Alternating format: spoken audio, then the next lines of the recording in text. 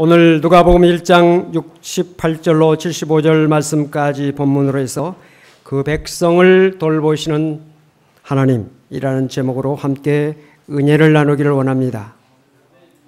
누가복음 1장에는 두 가지의 찬양시가 있습니다. 하나는 마리아의 찬양시고 또 하나는 사가랴의 찬양시입니다. 마리아는 비천한 자를 돌보시고 축복의 통로로 삼으셔서 역사를 펼치시는 하나님을 찬양하고 있습니다. 사가랴는 그의 백성을 돌보사 메시아를 보내주셔서 구원 사역을 하시는 하나님을 찬양하며 영광을 돌리고 있습니다. 마리아는 내 영혼이 주를 찬양하며 내 마음이 하나님 내 구주를 기뻐하였음은 그의 여정의 비천함을 돌보셨음이라. 보라 이제후로는 만세 나를 복이 있다 일컬으리라. 비천한 가운데 있는 자신을 살펴보시고 들어쓰셔서 축복의 통로로 사용하심으로 많은 사람들이 참 당신 복 있는 사람이다 이렇게 인정하는 사람이 되게 하시는 하나님을 찬양하고 있습니다.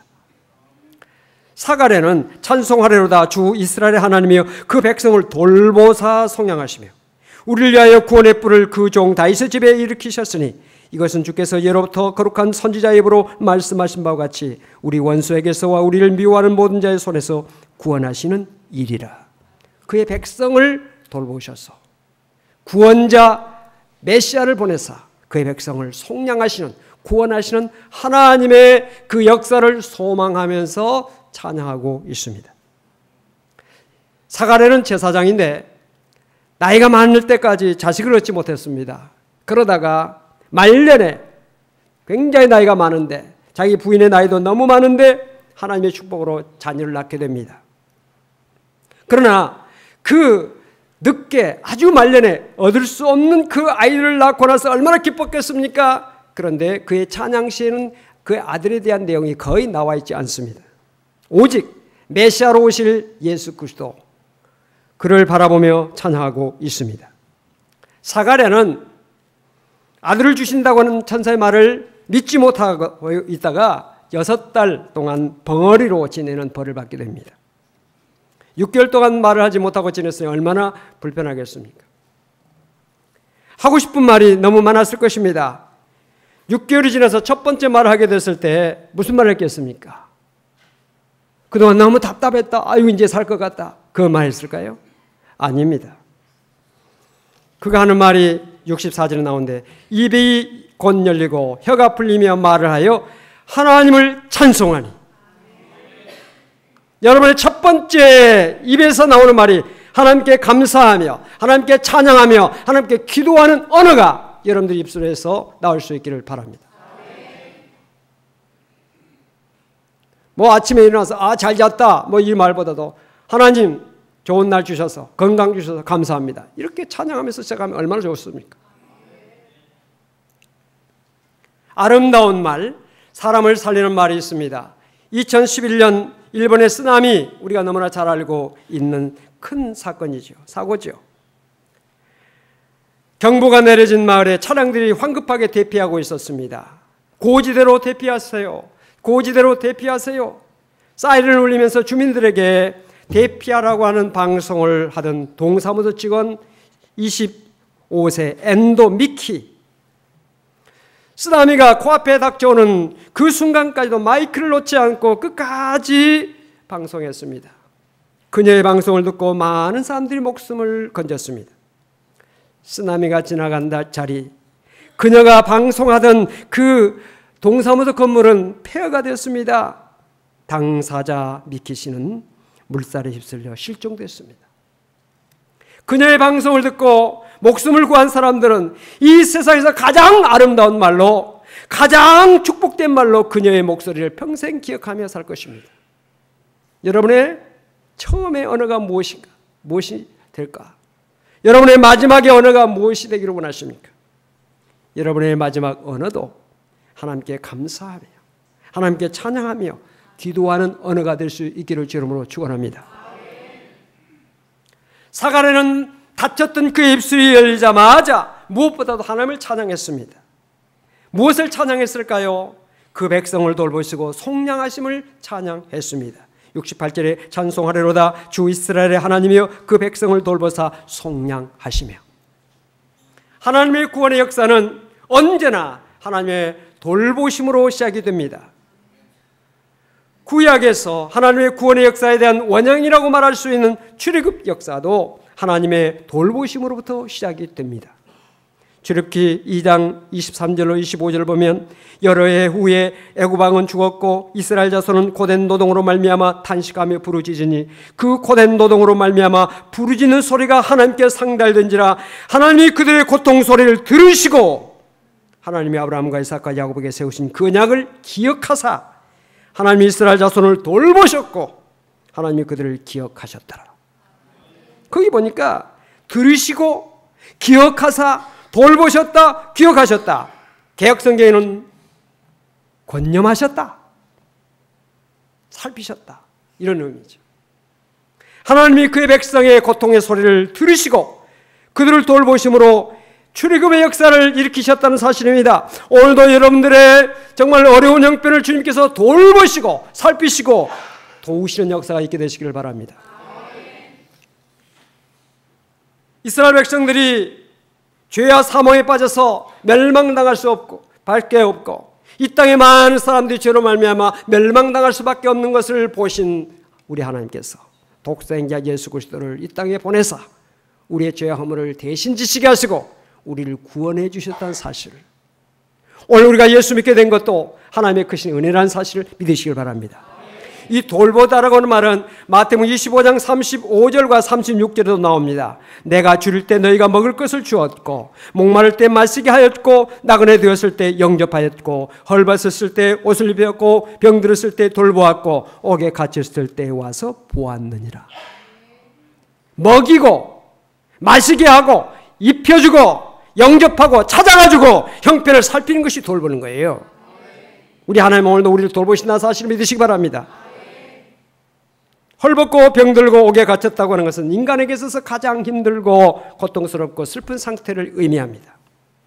자신이 힘들고 아픔과 괴로움과 슬픔을 이해해주고 돌봐줄 수 있는 사람이 없는 사람, 불쌍한 사람이죠. 현대에 와서 자살하는 사람들이 많아지고 있습니다. 학생, 군인, 얼마 전에도 군인이 스스로 생명을 끊었습니다.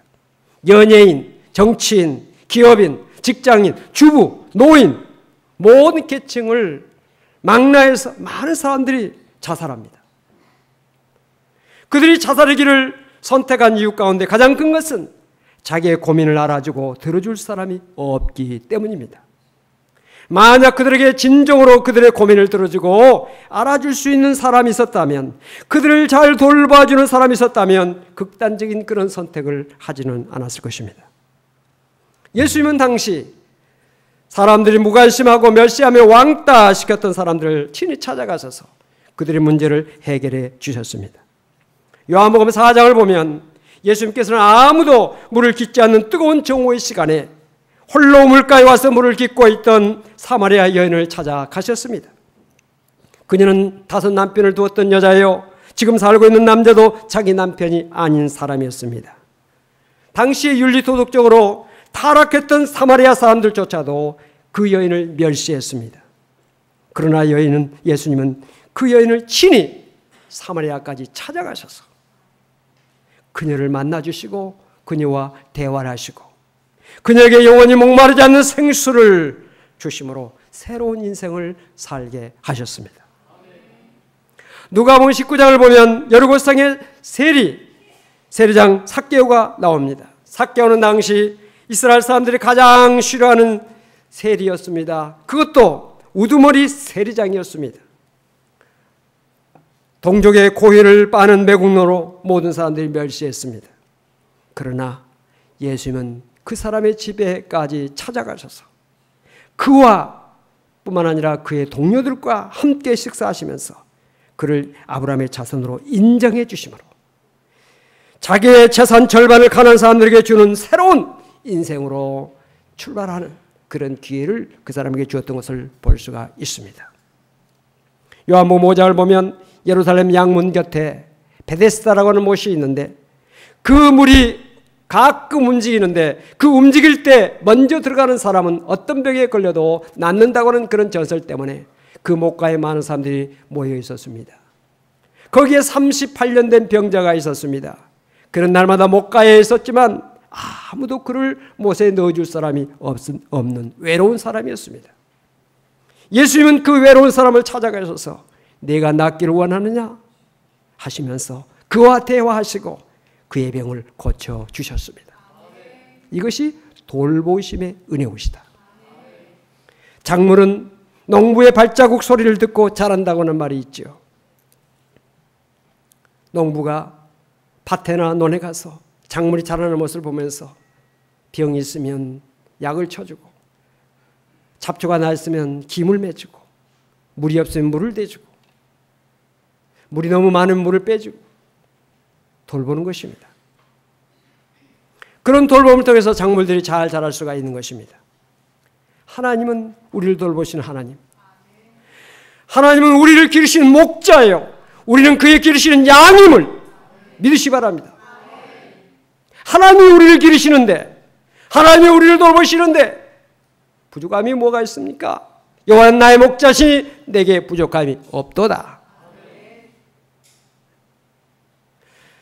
양들도 우리 안에 있는 양이 있는가 하면 그들은 목자의 돌봄을 통해서 충분한 꼴을 먹고 물을 마십니다. 병이 들면 병을 고쳐줍니다. 그러나 우리 밖에 있는 양이 있어요. 그들은 목자의 돌봄을 받을 수가 없어요. 목이 마릅니다. 배가 고픕니다. 사나운 짐승이 와서 해할 수 있습니다. 사랑하는 성도 여러분, 우리는 다 하나님의 백성이요, 하나님의 우리 안에 하나님의 기르시는 양으로 굳게 설 수 있기를 바랍니다. 교회 안에도 교회에 와서 예배를 드리지만 교회 밖에 있는 사람이 있다 이 말입니다. 믿음 밖에 있는 사람이 있다 이 말입니다. 하나님의 은혜 밖에 있는 사람이 있다는 것입니다. 하나님의 은혜 안에, 믿음 안에, 하나님의 축복의 품 안에 그 안에 성도가 되시기를 바랍니다. 길을 잃고 방황하면 얼마나 메마릅니까? 얼마나 고통스럽습니까? 얼마나 위험합니까? 예수님께서 우리 인간을 돌보시며 주시는 은혜가 무엇일까요? 그 백성을 돌보시고 속량하시는 은혜인 것입니다. 예수님께서 이 세상에 오셔서 단순히 사람들을 그냥 보고 가시는 게 아니에요. 우리가 식당에 가서 밥을 먹으면서 이 사람이 주인이다, 아니다 판별할 수 있습니다. 종업원은요, 내 앞에 상에 왔다 갔다 많이 하는데도요, 반찬이 다 없어가지고 빈 그릇이 있는데도 그냥 지나다닙니다. 안 보이거든요. 그러나 주인은 한번 쫙 하면 여기에 무슨 반찬이 없구나, 이 뭐가 부족하구나 압니다. 그래서 공급해 줍니다. 주인과 그리고 종업원의 차이가 거기에 있어요. 관심이 있느냐 없느냐. 돌보신다고 하는 말은 관심을 가지고 보신다는 거예요. 오늘도 하나님 우리를 관심하시고 보시고 계심을 믿으시기 바랍니다. 우리의 필요를 다 아시고 필요한 것을 채워주시는 하나님이심을 믿으시기 바랍니다. 이사야 53장 4절에 그는 실로 우리의 질고를 지고 우리의 슬픔을 당하였거늘 이렇게 말씀하고 있습니다. 주님께서 십자가를 지심으로 우리의 모든 질고 우리의 모든 슬픔을 대신 담당하셨습니다. 십자가를 지심으로 우리에게 평화를 주셨습니다. 저쪽에 맞으심으로 우리에게 나음을 주셨습니다. 오늘도 회복의 역사, 나음의 역사가 있게 되시길 바랍니다.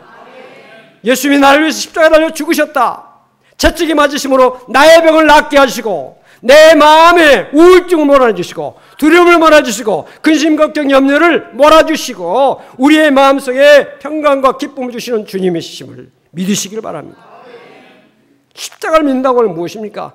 십자가를 그냥 겉으로만 보고 십자가를 그냥 어떤 머릿속으로만 생각하는 것이 아니라 십자가를 나에게 주시는 하나님의 은혜로 믿는 자에게 십자가의 역사가 나타나게 되는 거예요. 예수님께서 우리를 죄와 사망에서 구원하여 하나님의 백성으로 삼아주시고 하나님의 자녀로 삼아주시는 이 크신 은혜와 사랑을 오늘 우리가 받았는데, 우리가 찬송을 보면 찬송 속에서 예수 그리스도께서 우리에게 주시는 그 크신 은혜와 사랑을 찬양하는 내용이 가장 많습니다. 나를 죄와 사망에서 구원해 주신 그 은혜를 찬양하는 찬송이 찬송 속에서 가장 많아요. 대표적인 찬송이 305장 나 같은 죄인 살리신 이 찬송은 우리 예수 믿는 사람들이 가장 애착하는 찬송 가운데 하나입니다. 심지어 믿지 않는 사람들도 이 찬송을 좋아해요. 어찌 찬양하지 않을까? 오늘 우리가 하나님의 은혜를 감사하면서 우리 하나님의 은혜를 우리가 찬양하기로 원하는 마음을 가지고 우리 입이 닫혀 있으면 되겠습니까? 이 설교 시간이라도 우리 함께 찬양하기를 원합니다. 305장 전주해 주시고 우리 같이 찬양 한번 하십시다.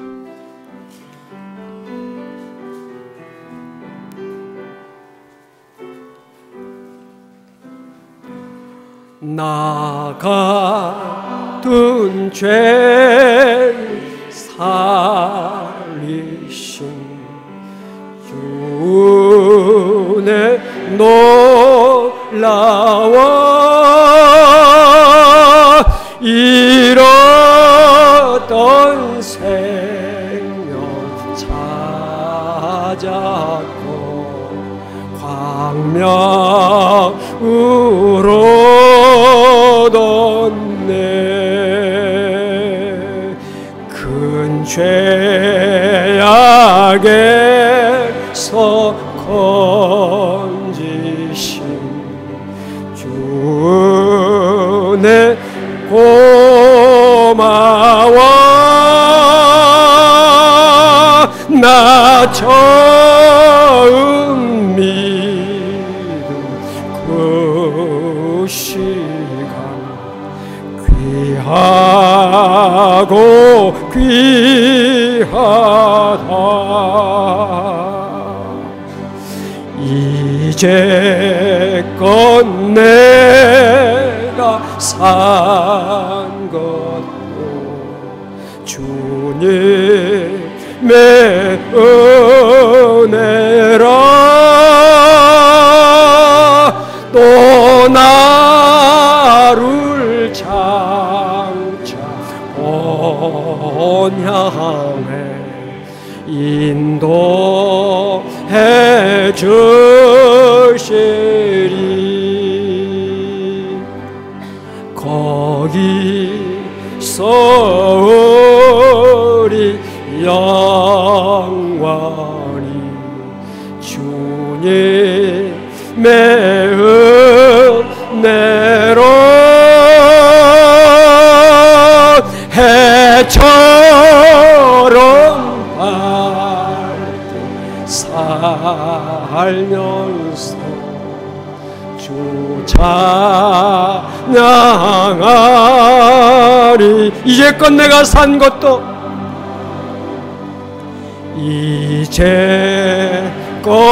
내가 산 것도 주님의 은혜로. 또 나를 찾아보냐 인도해 주시. 거기서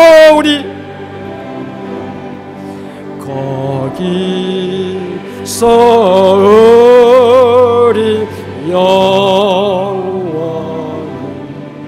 주님의 은혜로 해처럼 밝게 살면서 주 찬양하리라. 할렐루야. 거기서 우리가 해처럼 밝게 산다는 거예요. 병들었습니까? 걱정하지 마세요. 며칠 후에, 얼마 후에 그곳에서 해처럼 밝게 산다는 거예요. 이 땅의 모든 질병, 이 땅의 모든 슬픔, 고통, 괴로움 다 사라지고 우리 마음에 평안이 넘칩니다. 성형수술 못했다고 낙심하지 마세요. 그곳에 가면요 가장 아름다운 모습으로 정말 만족함이 넘치는 그런 삶을 살게 되는 거예요. 할렐루야. 좀 가난하다고 낙심하지 마세요. 하나님 나라가 그냥 길이 그냥 황금으로 그냥 깔려 있어요. 이 황금이 뭘 의미합니까? 우리가 가장 좋다고 생각하는 것이 막 지천에 깔려 있다는 거예요. 이 놀라운 축복을 우리에게 주셨는데 어찌 찬양 안 합니까? 어찌 감사 안 할 수 있습니까? 어찌 우리가 주님 앞에 충성하지 않을 수가 있어요?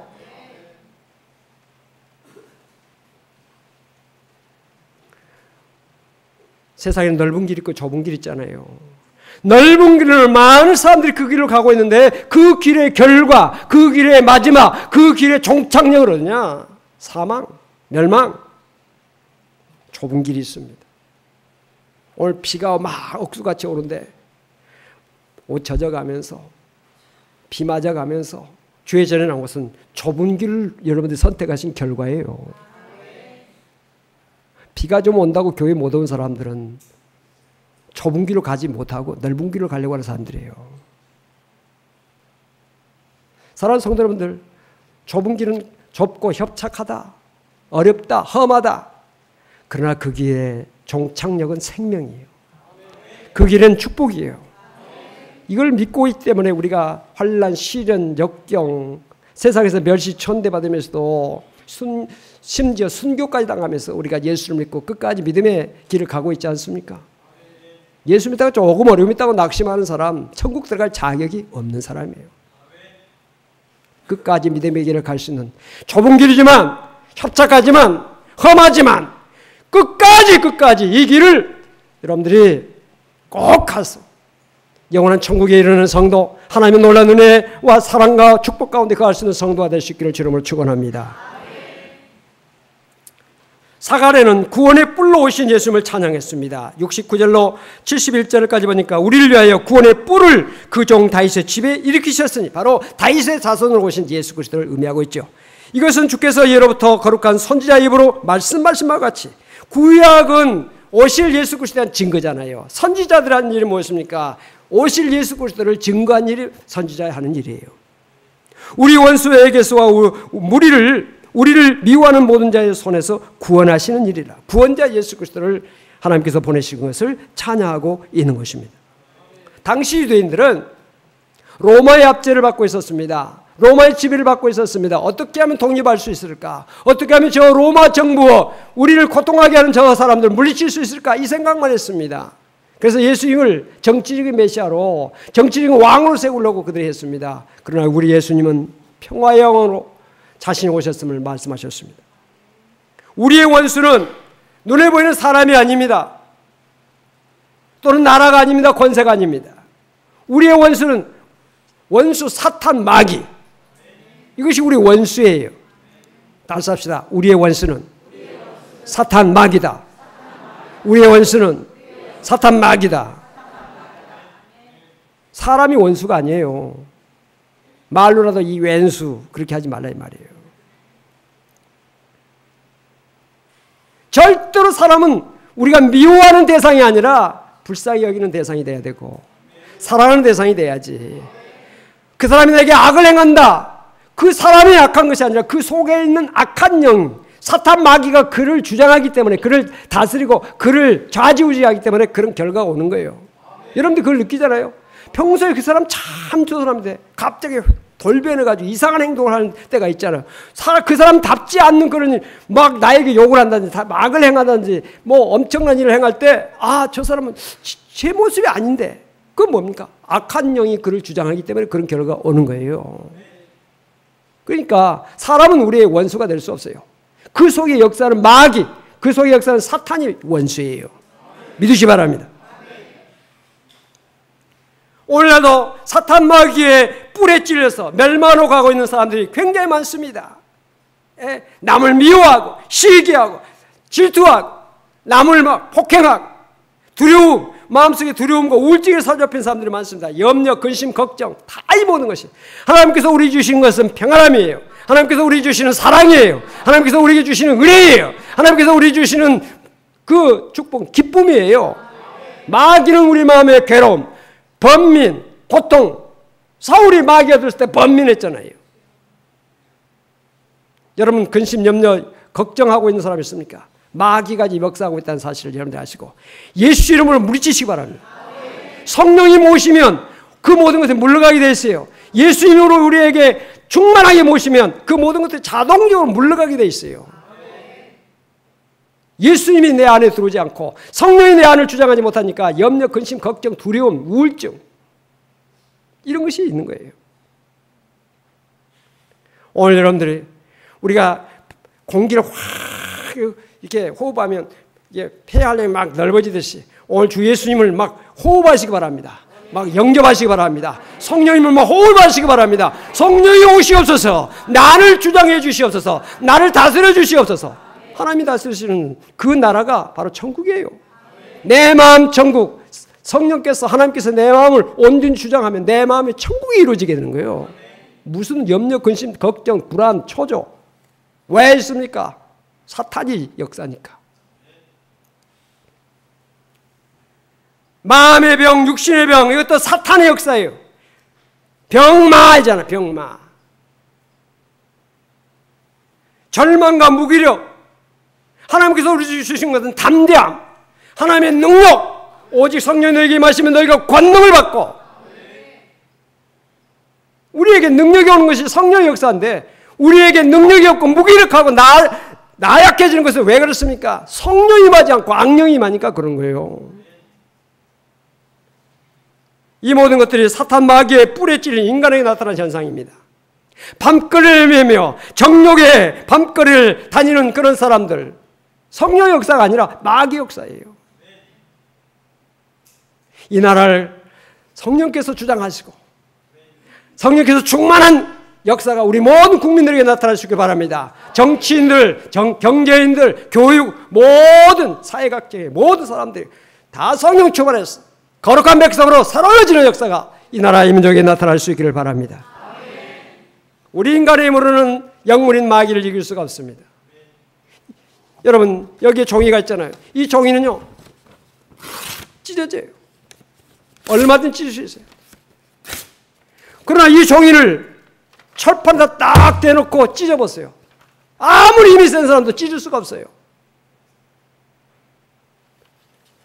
우리의 힘은 연약합니다. 우리 육은 연약합니다. 마귀에게 이길 수가 없어요. 그러나 예수의 능력으로 예수를 의지하면 예수를 모시면 성령을 충만하면 이길 수 있다는 거예요. 그러니까 우리가 예수를 믿어야지. 왜 예수를 믿습니까? 우리가 심심해서 믿습니까? 뭐 교양을 얻으려고 믿습니까? 마귀를 이기고 환경을 이기고 죄를 이기고 육을 이기고 사탄 마귀를 물리치기 위해서 예수 믿는 거예요. 사랑하는 성도님들 예수 충만 성령 충만할 수 있기를 바랍니다. 하나님은 우리를 돌보시는 하나님의 심을 믿으시기 바랍니다. 룻기서 1절 보면 나오미가 베들레헴에 흉년이 들어서 먹을 것이 부족하니까 모압이라고 하는 땅에 갑니다. 그곳에서 갔는데 하나님의 백성들은 하나님의 땅에 살아야 됩니다. 가나안 땅에 가야 됩니다. 믿음 안에 가야 됩니다. 베들레헴이라는 것은 떡집이라는 의미가 있는데 떡집이 무엇입니까? 말씀의 집이에요. 하나님의 교회를 의미합니다. 믿음을 의미합니다. 배가 고프다고 좀 가난해졌다고 그 떡집을 버리고 모압으로 이민을 가죠. 이민을 가지고 어떻게 됩니까? 큰 불행을 당합니다. 큰 불행 당해요. 남편 죽지요. 두 아들 죽죠. 너무너무 어려운 일 당합니다. 그런데 이 나오미가 소식을 듣습니다. 어떤 소식을 듣느냐? 하나님께서 그의 백성들에게 양식을 주셨다는 소리를 듣습니다. 하나님께서 자기의 백성을 돌보사, 하나님께서 그의 백성들을 살피사, 하나님께서 그들의 백성들의 관심을 가지셔서 그들의 연약하고 부족한 것을 보시고 양식을 주셨다는 소식을 듣습니다. 그가 그 소식을 듣고 베들레헴에 돌아왔을 때 그의 삶이 놀랍게 축복으로 열리는 것을 볼 수가 있습니다. 할렐루야. 창세기 16장을 보면 하갈이 아브라함의 씨를 가지지요. 그래가지고 아들을 갖게 되니까 여주인 사레가 아이를 갖지 못해가지고 있는 것을 보고 멸시하죠. 주인을 함부로 멸시했던 이 사레라고 하는 이 하갈이라고 하는 여종 잘못했죠. 그래서 사레가 그를 학대합니다. 학대를 견디다 못해서 아들을 데리고 광야로 도망을 갑니다. 술광야라는 광야에서 물이 없어서 방황하며 기진하여 죽게 됐을 때 그때 하나님께서 그것을 보셔서 돌보셔서 그의 곁에 샘물을 터뜨려 주시고 샘을 발견하게 하십니다. 아들과 함께 그 물을 마시고 힘을 얻습니다. 하나님이 그에게 묻습니다. 내가 어찌하여 여기 왔느냐? 왜 여기서 망하느냐? 우리 여주인 나를 학대해서 내가 견디다 못해서 여기 왔습니다. 그래, 네가 수고 많구나. 이제는 너희 주인에게 가서 복종하고 살아라. 내 아들이 반드시 큰 복을 받게 될 것이다. 축복의 말씀을 듣잖아요. 그리고는 그 물을 마시고 힘을 얻고 다시 집으로 돌아옵니다. 돌아와가지고 여주인에게 사라에게 복종하며 삽니다. 아들을 잘 기려서 큰 민족을 이루게 되는 축복을 받습니다. 그 하갈이 그곳에서 샘을 발견하고 나서 나를 살피시는 하나님 믿음 고백합니다. 그리고 그 샘 이름을 부엘라에로이라고 그 이름을 짓습니다. 사랑하는 성도 여러분, 하나님께서 여러분들 살피시고 계신 믿으시기 바랍니다. 사람은 나를 알지 못한다 할지라도, 사람은 나를 이해하지 못한다 할지라도 하나님은 나를 이해하시고 하나님은 나를 보시고 내 마음을 살피시고 내 형벌과 처지를 다 보고 계신다. 억울한 일 당하고 슬픈 일 당하고 고통스러운 일을 당했다 할지라도 낙심하지 마세요. 하나님이 보시고 계시면 되는 거예요. 하나님이 나를 살피시고 계신다는 그 믿음을 갖게 되면 승리할 수 있어요. 합력과 선을 이루게 됩니다. 해를 손으로 바꾸시는 하나님 성경에 되어 있잖아요.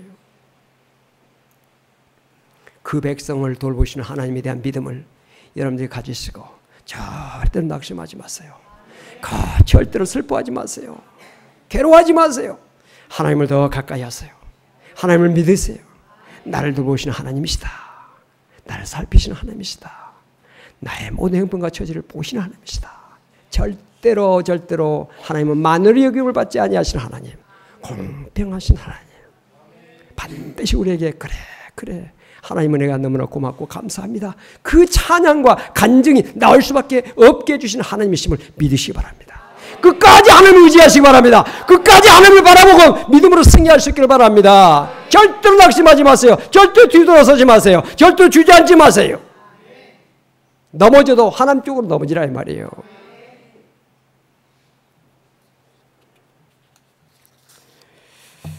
그 백성을 돌보시는 하나님이 오늘 사랑하는 성도 여러분들과 함께 계심을 믿으시고 날마다 세상 속에서 승리하는 성도가 되시기를 주름으로 축원합니다. 기도하십시다. 하나님 아버지, 그 백성을 돌보시는 하나님에 대한 말씀을 제대로 살폈습니다. 하나님은 우리의 형편과 처지를 다 알고 계시고 살피시고 계시는 하나님.